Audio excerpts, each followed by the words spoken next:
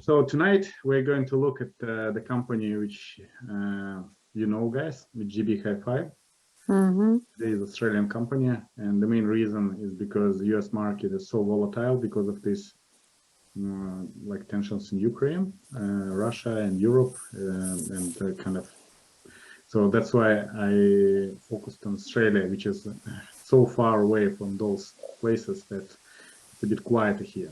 Okay, we're not affected as much as those countries and companies, of course, in those countries. To be honest, I wanted to look at some companies which we could short, European companies, because some of them would be like in a very tough situation with the very high cost of fuel, like reduction in sales, and so other kind of concerns. So probably the share price of those companies will go down quite a lot. So, but then I decided to focus on positivity. So, and that's why I decided to look at this particular company. So we look at the current market situation first, and then we're going to already to look at the GB Hi-Fi financial statements. Right. So we are not going to go through the industry itself, because GB Hi-Fi, even it's kind of allocated to retail industry, but it's a bit different because they sell this particular product. And if we compare different retailers, for example, if we're a retailer which sells, for example, clothes, and like GB Hi-Fi, which sells electronics, GB Hi-Fi has much stronger like presence in this field. All right, Dow Jones. As we can see, Dow Jones was at the highest point 36,952, and the lowest point was 29,600. So it's more than 10,000 drop, and so it's quite a huge one, right? And not 10,000, but 6,300. So it's quite a big drop. And then we can see that we've done from the bottom part. So we've done two waves, small waves like consolidation, and after that moved up pretty quickly, and then again rebound back. So if we look at this like first wave, so we might have the move up. So last trading session, there was a pretty good green candle here, and the like Australian market moved today as well up.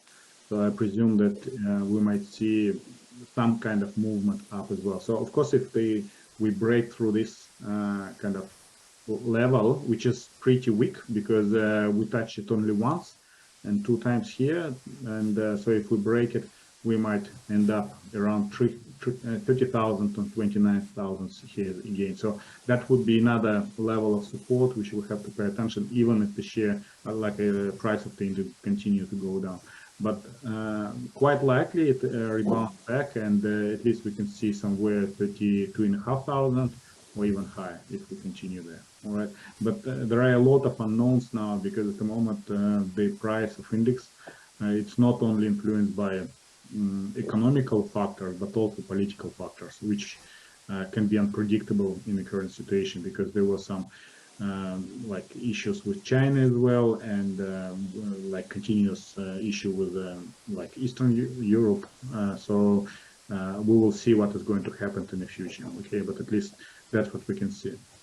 Yeah, if we look at Standard & Poor's, very similar situation. So we went to the lowest point 11,127, and after that we bounced to 1,300. So it's pretty good move, nearly more than 20% from that point. And but then we rebound back. Okay, so at the moment we close to the level which we had in May. Okay, again, so if we look at this middle line of the trend, so we might bounce from this, or if we break it down, so probably the next level of support is going to be what we have here. All right, so around 11,300, 11,000, like 100. So pay attention to that. If we bounce back, so most likely we can go to around 12,000. So it's about 2.5–4% move up. So if we see something like that, so at least you can do some trades on the way up. But again, so we have to pay attention. So if we see the churn here, very good, like I mean the churn, so we might see that the market start moving sideways, or at least move up. Even though a lot of analysts, they predict that the market is going to go even much lower in the future. All right, I mean there are some issues which exist in this particular field. Now, if we look at VIX, so VIX, it's volatility index, and we can see that the lowest part is gradually increasing up, and the lowest point was 20, and sometimes in August it was. And after that, when the market was going down, the volatility index went up. So, but it didn't go up as high as previous highs. So it means that people not as scared on the market as they were like a few months ago, right? So they already got used to this type of volatility, and they already kind of not jumping to sell or to buy straight away. Okay, in this specific case, we can see it. Now, also I put, as we analyze an Australian company today, so I put Australian index. So we can see that compared to US index, it didn't move low, like as much lower as Dow Jones or as Standard & Poor's. So it's much lower. So the highest point was around 7,600. So the lowest was 6,400, and now we bounced back. So it's 6,800, something on that level. So it's 800 points.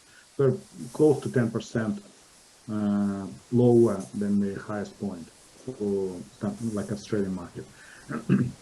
Australian market isn't affected as much as European market or US market, but what is happening there. Okay.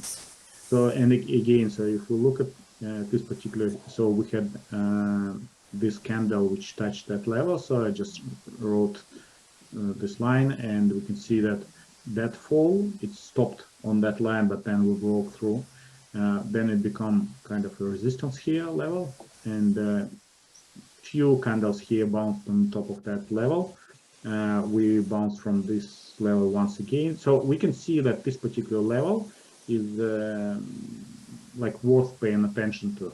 And as you can see, indicators are in oversold situation. So we might see that the index is going to move.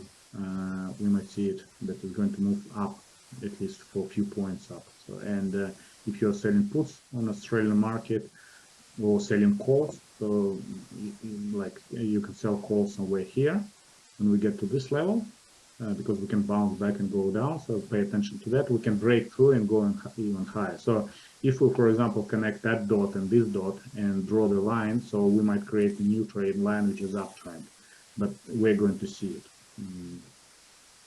What is going on here. So this is Australian market, and if you will in the future we'll look like a bit later, we're going to look at technical analysis of GB High 5. You will see that it's actually replicating the movement of the index, very, very close to the same pattern. Okay, what we see. All right, guys. Also, I want to show you P/E ratio for like yesterday. So we can see the Dow Jones index was 18 compared to last year where it was 23. So now, like people pay 18 times of the earnings compared to last year where they paid much higher price for the same like earnings. And we can see Nasdaq 24 and Standard & Poor's 21. So Nasdaq is much more expensive compared to Dow Jones. So the company included in Nasdaq, they are higher priced, and the main reason because people believe that like tech stock has higher potential to grow, and actually there are companies there which higher PEG ratio and they're growing much faster. So that's why they are paying more money for the same profit. And we can see some dividends there as well. So the dividends are higher than it was last year in all three indexes.